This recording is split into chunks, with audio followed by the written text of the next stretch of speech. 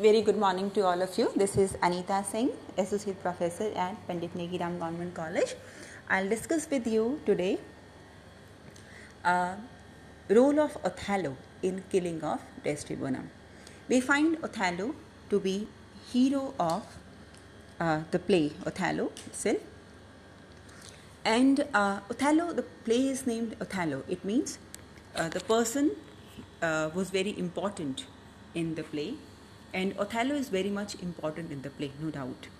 And we all curse Iago for killing of Desdemona, that it was Iago who manipulated Othello, the Moor, to kill Desdemona.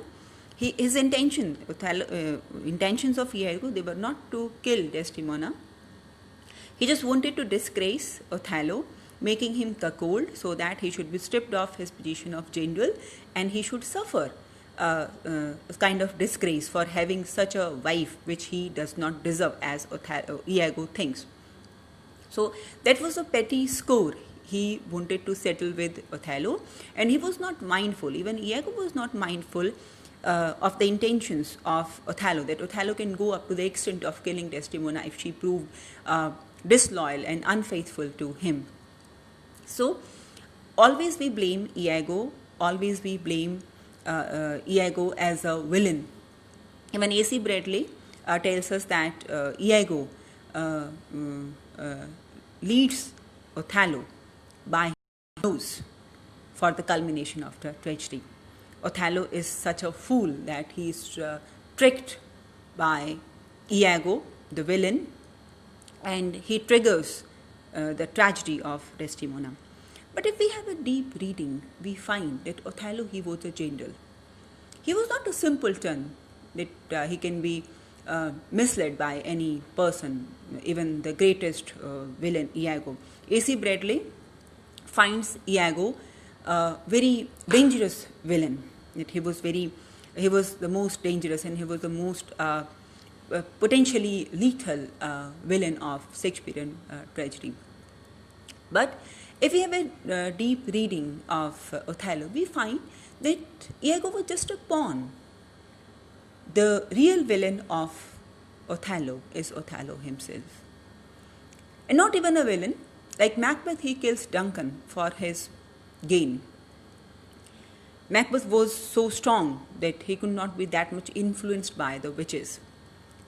Killing Duncan was his own decision. There was evil in Macbeth, there was villain in Macbeth. Same is the case here in Iago. If we have second or third or fourth reading of Othello, we find that Othello killed Desdemona for 3 reasons. Reason 1, his own handicap. He was a black, very dark in complexion, and Desdemona cannot enjoy his companionship in her social circle with her friends. Othello was mindful of it. Even when Desdemona had no problem with it, Othello had the problem with it. Second thing, he was much senior to Desdemona in age. He admits that he was receding in his years. So he feels that Desdemona can have him for the taste, for the valour, because Desdemona fails to discriminate between soldier Othello and person Othello. She loved soldier Othello, and when you are to live with the person Othello, there was a practically different thing. At least Othello was mindful of it. That was the second reason. Third reason, that Desdemona was a Venetian girl, and Iago told him about the Venetian culture, that the Venetian girls, they do have affairs. They have flirtation in their nature. And the way Desdemona behaved with Cassio, very frankly, that was not admissible or permissible in culture of Othello. When she was friend to Othello, he never mind this thing. But when she becomes wife to Othello, secretly Othello does mind her behavior with open and frank behavior with Cassio. And even when Iago takes some erotic liberty with the ladies in presence of Desdemona, Desdemona neither reprimands Iago on such account, nor she narrates this mischievous behavior incestuous behavior of Iago to her husband. She must have reported. So that's the next thing. And then what happens?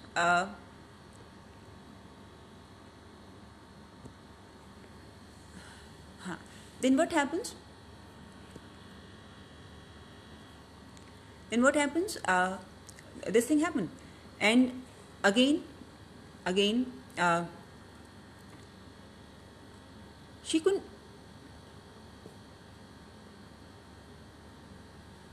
She couldn't resist herself with this frank atmosphere, Desdemona. And the last reason was the statement of her father. When Desdemona, in presence of Duke, blurts out to her own father that my mother chose you over her father, so what's the harm if I choose you, Othello over you? So this was a very blunt statement of her daughter to her father, and heartbroken Brabantio cautions Moore, Othello, that if she is not faithful to me, she might not be faithful to you. Look out, Moore. This statement is so powerful that it reverberates in mind of Othello throughout the play. Rather, he is galvanized by this statement. So these were three very valid reasons: his own complexion and handicap of Othello, nature of Desdemona, and the statement of her father against her. Moreover, a wife should not intervene in official matters of her husband, and Desdemona does. She presses upon the suit of Cassio repeatedly, much to the displeasure and annoyance of Othello. Being a wife, she should read her husband that if this thing is unpalatable to husband, she should not be after it. But she claims that she will school Desdemona in her own bedroom. She will not allow him eat or sleep unless he revokes Cassio to his former position, without knowing whether officially Othello can do it or not. See, Othello is an officer. He is gentle. He is accountable to Duke. He is accountable to other senior officers. He fired Cassio because he was drunken and he couldn't guard, and that was his duty to maintain peace. Rather, he created the ruckus. That's why he was fired. So there was some substantial, valid reason for his loss of job, right? So if he is reinstated in the job, there must be some substantial reasons again. He is to give some reasons to his superiors, to Duke, that why he has taken Cassio back in his position. So till then, Desdemona should be at rest. Without knowing the occupational hazards and professional compulsions of her husband, she is hell-bent upon eradication of Cassio, and this thing goes against her. Othello has all the reasons to doubt Desdemona, that if she is so much in favor of her friend, he has outdoor jobs, he goes out for expedition and war. Maybe she was so close to Cassio that she can have a field day with Cassio in absence of Othello, which Iago confirms that the Venetian girls, they have this taste and inclination too. That was very valid reason. Moreover, Desdemona lost that hanky. That was very petty hanky, and sometimes we doubt that how this petty hanky can be an ocular proof for Othello. Othello was so stupid. But here the stupidity of innocence of Desdemona is civil term for her stupidity. That hanky was not just a hanky, it was a symbol of family. It was a hereditary symbol conveyed from one mother-in-law to daughter-in-law, transferred from one generation to other generation. Desdemona took it very non-seriously. If she dropped the hanky, if she lost the hanky, she must have reported the matter to her husband.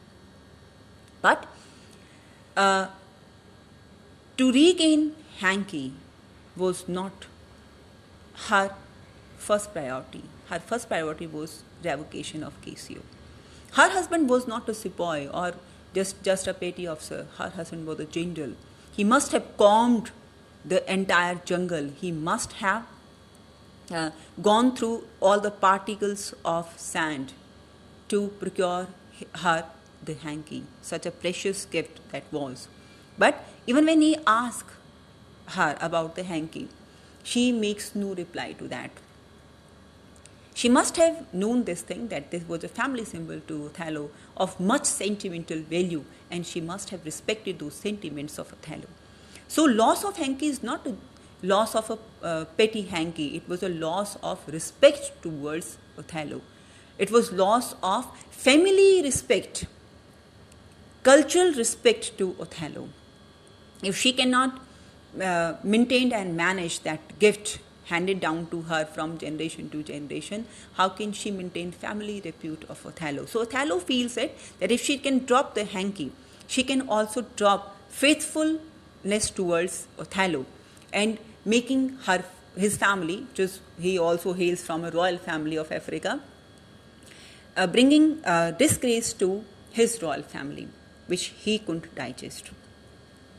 And when he kills Desdemona, he admits this thing, that I am killing just her body so that she should not defile her body further. It means he was more preoccupied by virginity of Desdemona, purity and chastity of Desdemona, less towards her faithfulness to Othello. So we come to know that Othello killed Desdemona not in a spur of moment, not in impulsiveness, but it was a thoughtful decision of Othello. It was a mature observation on his part for various reasons. As I told you, that the killing of Desdemona was grounded in various reasons. That was not an instant decision of Othello. That was not just the misgiving of Iago. Yes, misgivings of Iago aggravated the situation against Desdemona, but that was not the all. The seed was somewhere in the mind of Othello. Yes, Iago nurtured it with all manure and water of his misgivings and the ocular proofs and all that, but seed was definitely there, and it sprouted at the opportune time. Went against Desdemona, and Desdemona gave herself the reasons to Othello to accelerate her own killing. Being a mature wife, she should know what was acceptable to husband and what was not. She should restrict herself when Othello was doubting her or he was not in favor of Cassio. But she couldn't restrict herself because she was a motherless child. She was never told by her mother when to restrict and when to give the impulse a free hand. Thank you very much. Thank you for the patient audience. I'll come to you. I'll discuss with you variety of issues with very strange and exhilarating observation. I hope you have liked my audio. Thank you very much. We will meet again.